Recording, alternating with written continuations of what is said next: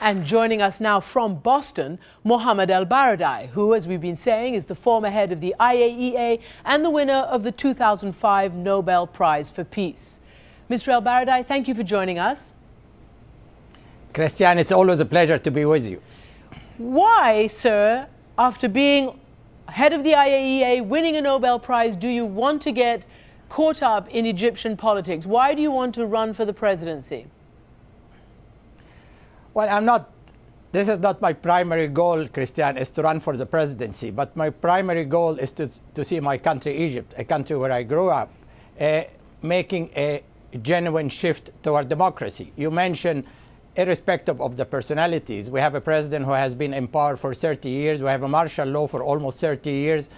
This speaks volume for the lack of democracy in Egypt. It's an idea that it's... Sorry to interrupt you. I just want to ask you, what would it take for you to run? What changes or guarantees are you seeking? Well, I'm thinking what you have in terms of guarantees in every democracy in the world: a free and fair election, judicial supervision, international supervision, an independent commission to look after the election, to make sure that the election is not rigged as it used to be, make sure that we have equal opportunity in the media.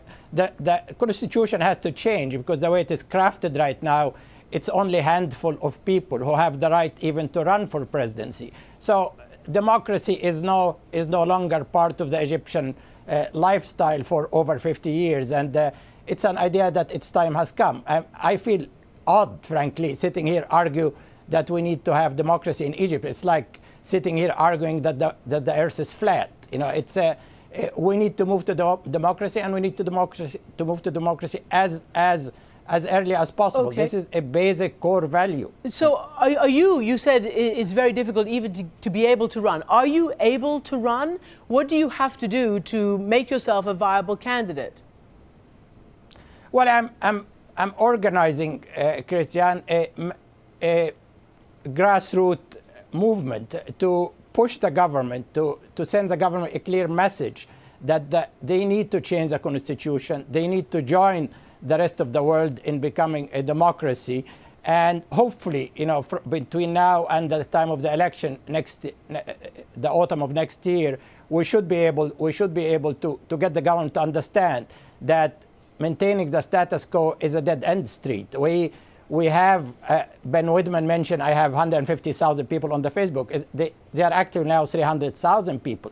In a country with penetration to the internet of 18%, it speaks again volume of the thirst for change in Egypt, left, right, and center. So 300,000 people, that's still not really, it's kind of a drop in the ocean when you're talking about a population of 80 million and a potential voting population. And although it's been described as you having the support of the young, the educated, many of the frustrated, that you haven't really broken through, and you can't if you don't have the support of the powerful institutions. Let's say the military, let's say the intelligence, that kind of following, that kind of institutional presence, which you haven't got since you haven't been there for so long.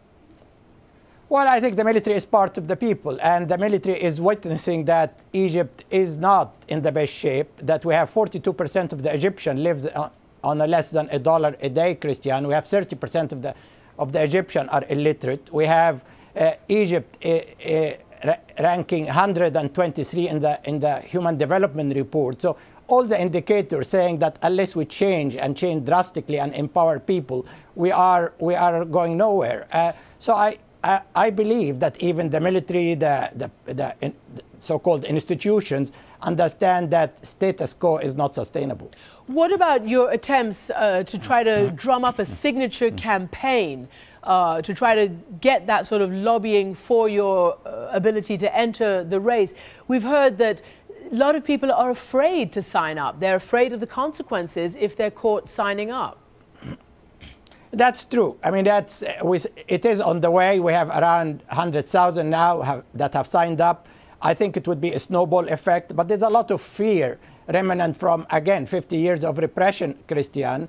And what I'm telling the people, you have to shed your fear, you have to participate. I can only help you if you allow me to help you. And I still believe in people, and I say my party is the people. I'm not part to any official institution. And as I believe, looking around, going around Egypt in the countryside, everybody is looking for a change for a variety of reasons. People are not having, do not see future, do not see hope.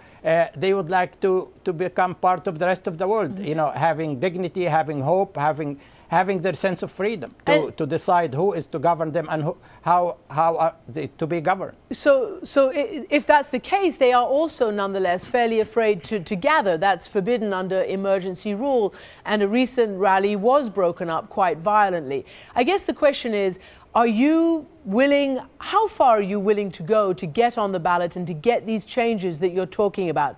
Are you willing to be arrested? Do you have concerns about your personal safety?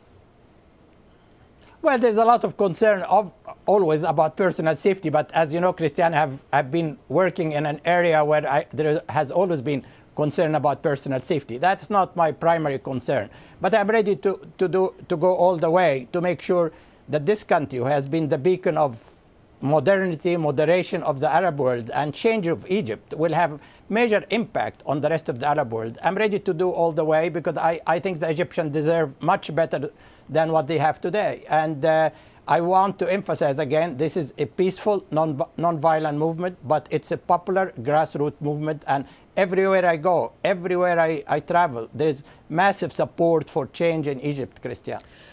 And so just finally, how do you plan to do this, to mobilize all these masses that you're obviously going to need if you have any hope of being a viable candidate, especially when I'm understanding that you don't really have an official staff or even an official headquarters? Well, it's very funny because for the people, I'm a real agent for change. For the regime, I'm a virtual person. I can't even have a headquarters. I can't raise funds. But we have a lot of volunteers. We have a lot of young volunteers everywhere in the country right now, canvassing for change, explaining to people how change will impact on their economic and social life. So there is still a lot of hope. I'm not sure. I'm not sure how it will play out. It's, you know, in a country when you have no level playing field, it's like a black hole. But I will do as much as I can. I think I owe it to, you know, to Egypt. I owe it to humanity that every human being should have the right to live in peace, freedom, and dignity. And dignity and pride is what is missing right now in Egypt. On that note, we'll be watching. Mohammed al-Baradi, thank you so much for joining us. Pleasure, Christiane.